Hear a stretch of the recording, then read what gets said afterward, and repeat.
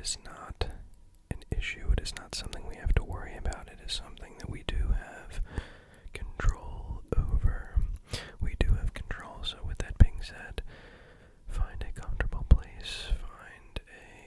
It could be a couch, it could be your bed, wherever you see fit to kind of take some time to relax. And what I'll actually do is give you a little bit of my personal experience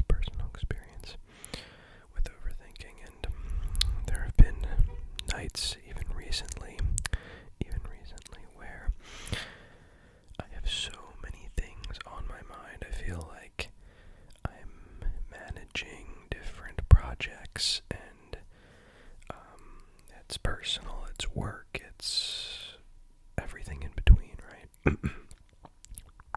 It's all these things, right? There's so much to think about or hone in on or try to figure out, what am I going to do about that, or what am I going to do about this? And these are not bad things, of course. Thinking through things can help us sort of rationalize the steps that we need to take to do certain things. I can't say it isn't a tool that I have used before, but the overthinking, the overstimulation comes when we are just rapid fire, going, and all these thoughts are coming at us at about 100 miles per hour, and that's pretty damn quick. So, especially when you are trying to go to bed, funny enough, and I don't really have a calming down ritual. It's just like, I'm on my computer, or I'm doing this, or I'm doing that, and all of a sudden I'm like, okay, it's bedtime. And maybe you're the same, maybe you're on your phone, or maybe that is your wind down, or something like that, or maybe you're just like me, and you do things until it's bedtime, and you're like, now it's bedtime. But I don't think that's the best way to run it. I think there is something to be said about doing a routine, and not just for the sake of doing it. It's also because, scientifically speaking, lowering the heart rate before bed is important. It helps aid a restful sleep. So the best thing that anybody can do for peace of mind for the following day is kind of mentally prepare. Okay, what have I done today? What must I do tomorrow? What do I want to do the moment I wake up? Or, what's the deal? And I feel like I just kind of take everything like, I'll just do it when I feel like it. I'll just do it when it comes to it, right? And there's no okay, block this or do that. Now, there doesn't have to be. I'm not saying overwhelm yourself with schedules. I'm just saying, if it relaxes you to know, here's what I've done, here's what I will do, it will ultimately do a more productive day. And again, this is something that I literally do not do, but I don't have the most productive days on planet Earth. Again, not that it always needs to be that way. But I know I would enjoy a productive day, yet I'm not actually doing the very basic fundamental things. And maybe I'm always trying to find some hack, some little tool, but really, if you're not doing the fundamentals, the hacks don't matter, right? It's like trying to say, well, I want to be healthy without eating right, working out, sleeping, like all those things are like, yeah, you can find ways around, like other things that would help keep you healthy. But if you're not doing the most fundamental things, there is no point, because those are the things that matter the most, believe it or not. But the hacks are fun because they're novel and we've never heard of them before, right?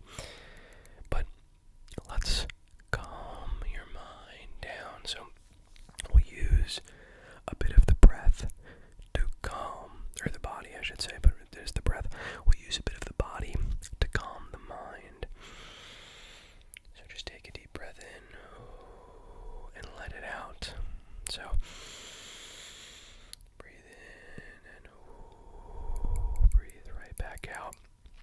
And if you can, continue to do that while I talk, because really what it's doing is it's calming your nervous system down, kind of relaxing you, lowering that heart rate, so you're more ready for bed, because obviously it's hard to fall asleep if you just ran a marathon and your heart's racing. So the idea is that we're calming the nervous system and the heart down.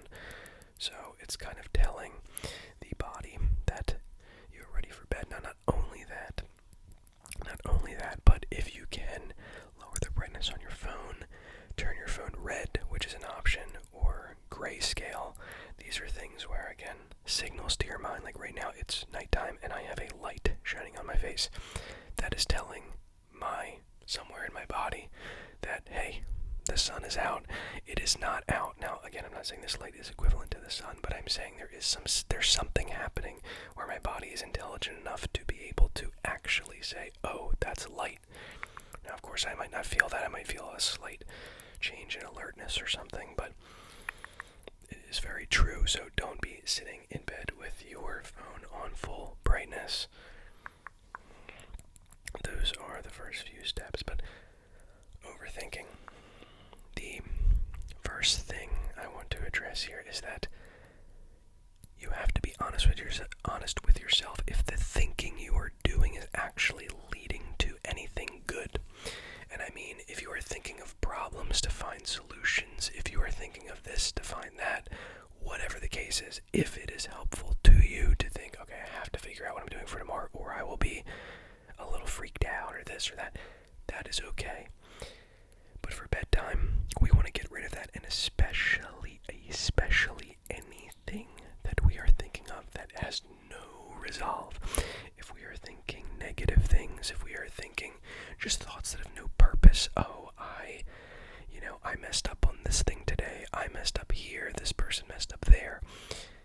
They are thoughts, but we do not need to entertain and dance around with them for 20 minutes when we're trying to get our rest. Right, so push those out. You can watch them pass. They're just thoughts. You can look at them and say, okay, that's cool. But a lot of us get caught up because the thoughts don't really feel like clouds that we're watching. They actually feel like we're one with them. And I think the cause of that is because a lot of the times we identify with our own thoughts. Of course, you're going to agree with yourself. I'm making it sound like there's a split thing going on here, but it almost does feel like when I say they're like clouds, it's like, okay, the thought is passing and I'm just agreeing with it because you're the one thinking it, but you almost realize that like they're kind of just happening. Like it seems like I'm not saying you're not thinking the thoughts. It's a little confusing to describe, but the thoughts are arising, right? And then you're entertaining, oh, this thought, okay, let me entertain that, this thought, let me entertain. And I'm just saying, for one moment, just realize, I don't gotta entertain all these. Now I don't have to stop them, right? Don't spaz out, don't freak out, don't say, I need to stop thinking thoughts, stop. We don't need to stop thinking thoughts. We need to change our focus and our attention. That is the problem. The goal is not all of a sudden I am completely blank and I think nothing. Your focus and your attention determines everything. So this is why we focus on the breath. All of a sudden, your mind, yourself, takes the attention off the constant arising of thoughts and feelings and emotions and memories and this and that, and we're focusing on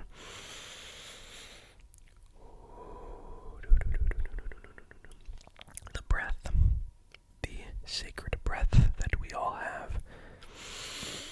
We are breathing in through the nose and out through the mouth, and in doing that, again, thoughts can arise, but the point is you are redirecting your attention to something else, right?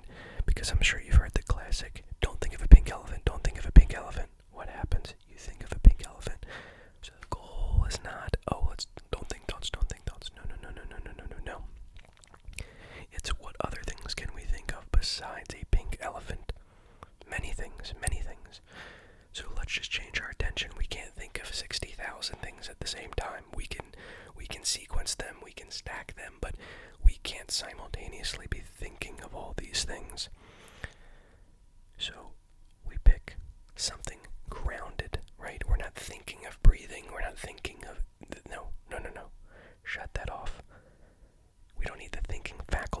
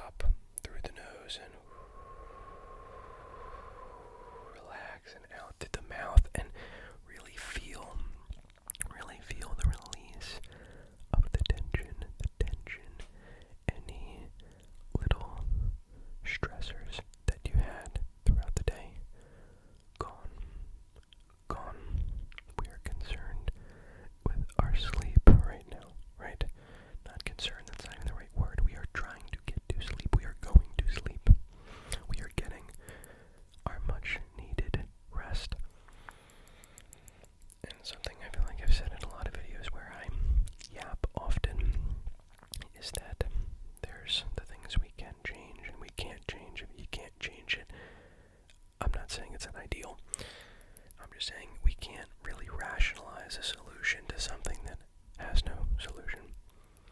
And if you can change it, that's some good news, because you have the power. You have the power, my friend. So, as we fall asleep here, we are focusing on the breath. We are turning off the brain, focusing our attention elsewhere, and realizing, okay, I'll figure all this stuff out, right? I've done it before, I'll do it again. I've been up against bigger things.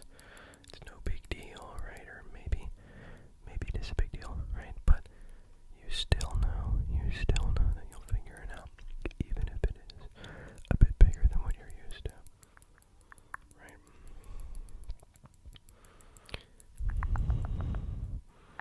And if you're still fully awake, actually, I really shouldn't be recommending anybody doing this, but if you want to drop anything in the comments about how your day was, how the week was, month, year, whatever it is, ASMR is a great space. Tends to be one of the safest places that I've seen to be open, and yeah, I guess open's really the right word, about your situation. Is full of a bunch of nice people, majority. So, should not be encouraging people to comment as I'm telling them to fall asleep, but if anybody feels like they need some kind of release, right, some kind of relief, feel free to put that in the comments down below, because, again, that can feel good. I mean, why do you think people go to therapy, right? I mean, at least therapy's, not a one-sided screen, but obviously saying things does things, right? Getting things out into the open, especially in a place where you know you are actually cool with saying them, because the people aren't the worst, right? And that is definitely this place right here. So again, in through the nose and out through the mouth, and we are just calming down the mind, because we're not really interested in that overthinking. Any feelings, emotions that arise, welcome them. Do not fight these things, please. The last thing we want to do is a thought, an emotion, a this, a that. No, get away. No. What we resist persists, my friend. That is very true when we are thinking. I've done it before, where I've been telling myself, don't think this, don't do, no. Let it happen. And then let it pass. It can't hurt you. It can't hurt you because it's not above you. You are the one who is receiving it. Does that make sense? It cannot hurt you because you are above it. If you're getting an emotion, or you're getting a thought, and you're scared by it, upset by it, angered by it, no one is forcing you to accept it. So yeah, my point being is that you are above these things, right? You are above all these things because you are the witness of them. You are essentially the giver of life to these ideas. So if an idea comes by and you say, oh my gosh, that thought about me is right. I have this issue, I have that issue, and this and that, whatever it is. You are almost seeing the thing pass and saying, I agree. Now, this could stem from some kind of truth, but it doesn't have to be final. And you have to remember that you are above that thought. If a thought comes by and says the opposite, you could agree with that. That might not feel true. I could say, oh, I did, I sat around and didn't do anything, so I could say I'm a lazy bum. And a thought could go by that says, well, you're the greatest, you're the most productive person in the world. Now, inherently, I kind of know a truth there, but the point is it's not final. I don't have to say I'm a lazy bum, and that's pretty much all there is to it. What's the point of an insult if it isn't followed by some kind of constructive thing, right? I can say I was a lazy bum today, but I will not be a lazy bum tomorrow, whatever your circumstance. So realize the power lies in your hands, my friend. The power lies in your hands, because you don't have to agree with thoughts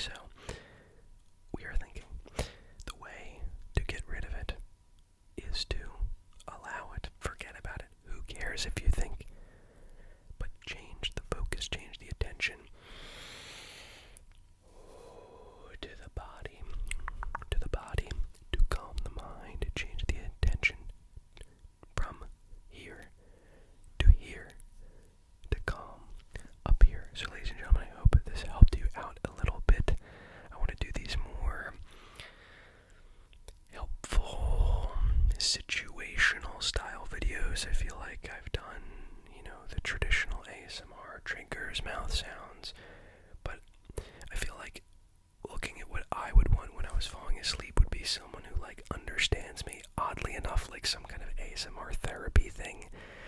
Obviously one-sided, like I said, but sort of addressing the common, I don't know, thoughts and issues when people are trying to fall asleep. What can someone there to talk them through? I think ASMR is a very friendly environment, and I don't know of many people who do that kind of, I guess that's kind of like personal attention, which I do like, but to another degree of like you're kind of getting advice in a way. You're kind of getting guided through a process to help you, which I think is cool. So